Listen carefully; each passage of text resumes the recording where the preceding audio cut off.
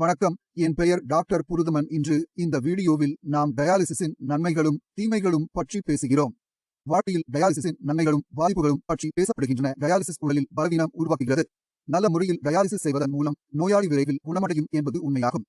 எனவே இன்று இந்த டயாலிசிஸை எப்போது செய்ய வேண்டும், எப்போது செய்யக்கூடாது என்பதை கொஞ்சம் புரிந்து கொள்ள முயற்சிப்போம். ஒரு நபருக்கு டயாலிசிஸ் தேவைப்படுகிறது என்பது அவரது சொந்த இரத்தத்தை சுத்தம் செய்வதற்கான இயந்திரம், அதாவது சிறுநீரகம், சில காரணங்களால் குறைவாக வேலை செய்யத் தொடங்கும் போது. சிறுநீரகம் இழக்கப்படும் காரணங்களாக உயர் இரத்த அழுத்தம், நீரிழிவு, பாலிசிஸ்டிக் சிறுநீரகம் அல்லது ஈக்கன் அல்லது லூபஸ் நெஃப்ரிட்டிஸ் போன்ற வேறு எந்த நோயும் காரணமாக செய்யலாம்.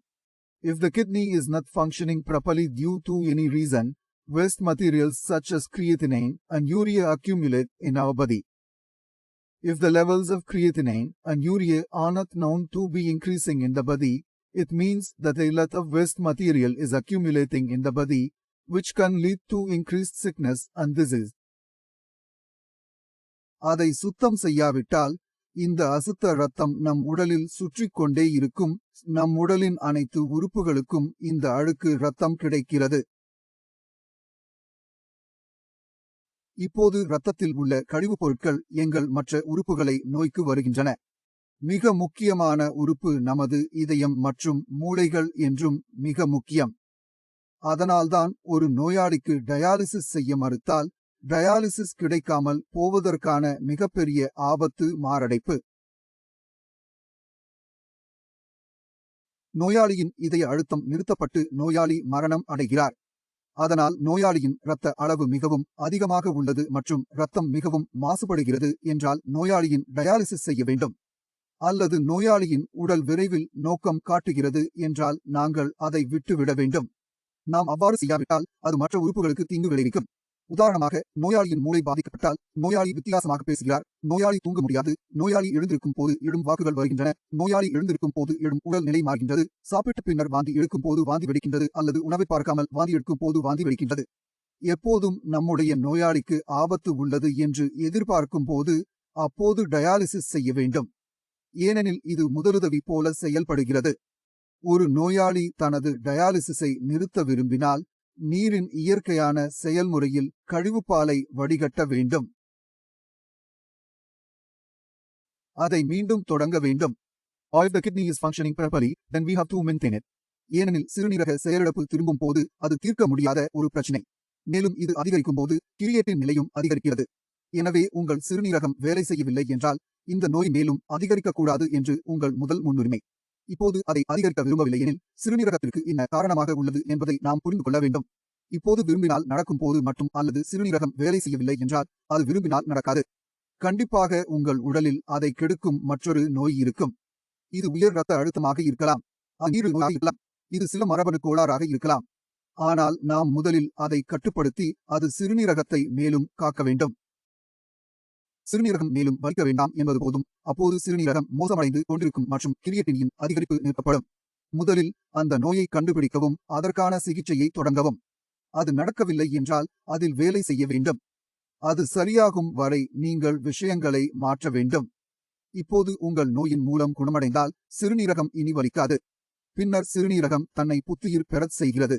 மருந்துகளின் உதவியுடன் சிறுநீரகம் தனக்குள் செயல்பாட்டை அதிகரிக்க முயற்சிக்கும். மேலும் அது தன் செயல்பாட்டை அதிகரிக்கும் போது GFR அதிகரிக்கின்றது, கிரியேட்டினின் மதிப்பு மற்றும் யூரியா மதிப்பு குறையும். எந்த வயதிலும் சிறுநீரக தொற்றுக்குள் பிரச்சனை ஏற்படுகின்றது. சீத்தலியின் பார்வையில் அவரது வயது மிகவும் குறைவாக இருக்கின்றது. சிறுநீர் கழிக்கும் வழியில் தடை ஏற்பட்டபோது அவருக்கு பிரச்சனைகள் ஏற்படத் தொடங்கின. அதன் பின் அறுவை சிகிச்சை நடந்தது. அதன் பிறகு கிரியேட்டின் அளவு சுமார் 4 ஆகிறது. அதாவது சிறுநீரகம் வேலை செய்யக்கூடாது. 60. பாதிக்கால் மருந்து குறைவாக கொடுத்தோம் என்றால் நோயாளி இளமையாக இருந்தார். கொஞ்ச நேரம் அவளுக்கு மருந்து கொடுத்தோம்.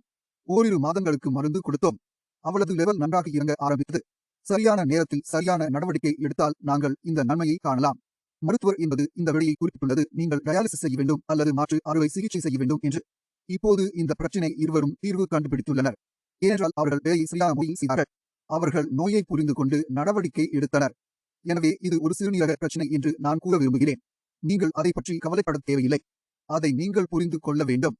இந்த நோயை புரிந்து கொள்ளும் போது உங்கள் விஷயத்தில் பெரும்பாலும் நீங்கள் அங்கு வெற்றி பெறுவீர்கள். இந்த நோயின் தோற்றங்களை நீங்கள் புரிந்து கொள்ள தொடங்க வேண்டும். நீங்கள் அவற்றை பயன்படுத்திக் கொண்டு உங்கள் சிறுநீரக பிரச்சினையை தீர்க்க முடியும். இப்போது நாங்கள் டயாலிசிஸின் நன்மைகள் மற்றும் அதை எப்போது செய்ய வேண்டும் என்று பேசியுள்ளோம். இப்போது டயாலிசிஸின் மறுகைகள் என்ன என்பதை பார்க்கலாம். ஒரு நோயாளி டயாலிசிஸ் செய்ய வேண்டும் என்று நினைக்கின்றால் அல்லது நான் டயாலிசிஸ் செய்ய வேண்டும் என்று நினைக்கின்றோம்.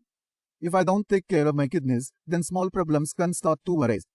For that, I want you to search and Google for the life expectancy of patients undergoing dialysis. அதனால் நிறைய ஆராய்ச்சி கட்டுரைகள் வரும். ஆகவே அதை படித்தால் நாம் ஆழமாக செல்வோம். எனவே நாம் எதை பார்க்கிறோம், கேட்கிறோம். If a person undergoes dialysis once a week, their body will suffer very little damage. The patient's age can be anywhere from 20 to 40 years or more.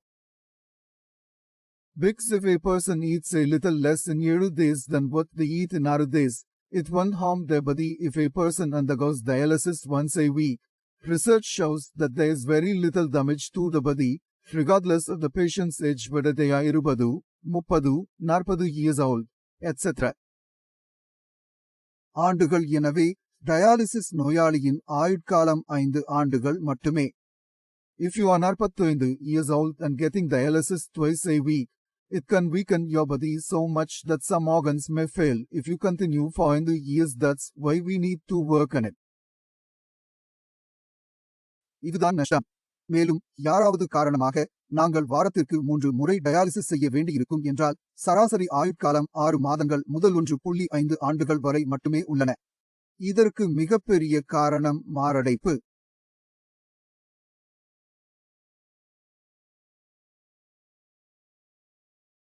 உங்கள் இதயம் அதிக பலவீனமடைகிறது, எனவே அதை பம்ப் செய்ய பிரச்சனை ஏற்படுகிறது. இப்போது ரத்தத்தை பம்ப் செய்ய முடியாதுள்ளது என்றால் மற்ற உறுப்புகளும் செயலிழக்கத்திற்கு தொடங்குகின்றன. எனவே டயாலிசிஸ் காரணமாக வயது இழப்பு, உடலில் பலவீனம். இந்த பலவீனம் வருகிறது ஏனென்றால் நாம் டயாலிசிஸ் செய்யும் போது உடலில் உள்ள கிரியேட்டினின் மற்றும் யூரியா வெளியே வருகின்றன. ஆனால் அதனுடன் உடலில் உள்ள வைட்டமின்களும் மினரல்ஸும் வெளியே வருகின்றன. நாம் உயிருக்கு முக்கியமானவை. அவற்றின் குறைபாடுகள் உடலில் பலவீனம் உருவாக்குகின்றன. மேலும் நோயாளி பலவீனமடைந்து கொண்டே செல்கிறார். எனவே இப்போது நாம் என்ன செய்ய வேண்டும்? எனவே உங்கள் டயாலிசிஸ் இன்னும் தொடங்கவில்லை என்றால் நீங்கள் செய்யும் முதல் விஷயம் என்னவென்றால் உங்கள் டயாலிசிஸ் நிறுவப்பட்ட இயற்கை இயந்திரம், நிறுவப்பட்ட சிறுநீரகம். இதனால் சிறுநீரகம் இனி சேதமடையாது. சிறுநீரகம் இல்லை, மோசமடைகிறது. உங்கள் கிரியேட்டினின் அளவு அதிகரிக்காது. முதல் விஷயம். இரண்டாவது, நீங்கள் உணவு பார்த்து கவனமாக கொள்வது. Because what you eat not only affects your kidneys but also the other organs in your body. For example, if a patient only eats boiled wheat, they will lose weight. Now, when the patient starts losing weight, we can see an improvement in their creatinine levels, which start to decrease. ஏனென்றால் creatine எங்கும் உள்ளது என்று எங்கள் தசைகளில் உள்ளது. ஆனால் உங்கள் தசை வெகுஜன குறைவாக இருந்தால் கிரியேட்டினின் மதிப்புகள் குறைவாக இருக்கும் மற்றும் அது அறிக்கைகளில் குறைவாகவே காணப்படும். இப்போது எனது கிரியேட்டினை மேம்படுத்தல் தொடங்கியதில் நீங்கள் மகிழ்ச்சியடைகிறீர்கள், ஆனால் இது உங்களை குறைவாக தோற்றமளிக்கவில்லை, அது அதிகரிக்கத் தொடங்குகிறது. அதை எப்படி புரிந்து கொள்ள முயற்சிப்பீர்கள்?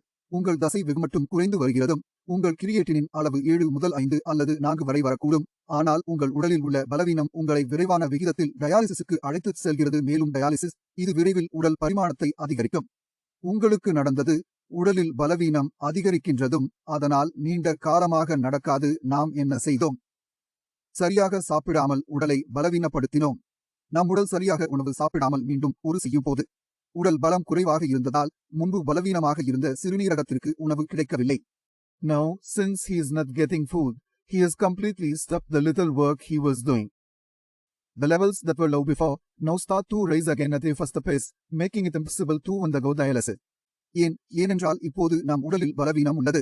எனவே சிறுநீரக செயலிழப்பு நோயாளிகளுக்கு சரியான உணவு எடுத்துக்கொள்வதும் முக்கியம். வரம்பு முக்கியம், ஆனால் வரம்பு மற்றும் உணவை நிறுத்துவது பின்னால் வேறு என்ன? அதை நீங்கள் புரிந்து கொள்வது முக்கியம். நாங்கள் உணவு சாப்பிடுவது எப்படி என்றால் சிறுநீரகத்திற்கான மற்றும் அல்லது பிற உறுப்புகளுக்கும் உணவை சாப்பிடுகிறோம். எனவே இந்த வீடியோவிலிருந்து நீங்கள் புரிந்து கொள்ளுங்கள். எனவோ இங்கு உள்ள அறிகுறிகள் நிறையத்தில் பிரச்சினைகள் உள்ளன. சுவாசம் சிக்கல் உள்ளது, நினைவில் பிரச்சினை உள்ளது, அரிப்பு உள்ளது அல்லது ஒரு சிக்கல் உள்ளது. உங்கள் உடலில் பல அறிகுறிகள் உள்ளன என்றால் நாங்கள் டயாலிசிஸ் செய்ய வேண்டும். அதை நாம் செய்து முடிக்காவிட்டால் நமது பிரச்சினைகள் அதிகரிக்கும். அது முடிவதில்லை. மட்டுமே டயாலிசிஸ் செய்யும் என்று நம்முடைய சிறுநீரகத்திற்கு வேலை செய்யாது என்று நினைக்கின்றால் நமது பிரச்சினைகள் அதிகரிக்கின்றன, குறைவாகவும் இல்லை. ஏனெனில் டயாலிசிஸ் செய்வதால் உடலில் உள்ள வைட்டமின்கள் மற்றும் தாதுக்கள் குறையும் என்பதால் டயாலிசிஸ் செய்யும் மூலம் ரத்தம் மட்டும் சுத்தமடைவதில்லை. இதனால் எங்கள் மோதல் அதிகரிக்கும். எல்லாவற்றிலும் நன்மைகளும் தீமைகளும் உள்ளன என்பதை நீங்கள் புரிந்து கொள்ள வேண்டும் என்று நீங்கள் இந்த 2 விஷயங்களையும் புரிந்து கொள்ள வேண்டும். மார்புக்கு பொருத்தமாக எங்கள் வழியை எப்போதும் உருவாக்க வேண்டும். இப்போது எல்லாம் புரிந்திருக்கும் என்று நம்புகிறேன். உங்களிடம் இந்த சந்தேகம் இருக்கின்றதும் எந்த கேள்விகளுக்கும் பதிலளிக்க டாக்டர்கள் கேட்கின்றனர். நான் இருக்கிறேன். நீங்க எங்க டாக்டர்களை கூப்பிடுங்க. உங்கள் பிரச்சனைக்கு முழுமையான தீர்வை நாங்கள் உங்களுக்கு சொல்லுவோம். இப்போது அடுத்த வீடியோவில் இதை மேலும் பற்றி பேசுவேன். அடுத்த வீடியோவில் சந்திப்போம். அதுவரை நமஸ்தே. நன்றி.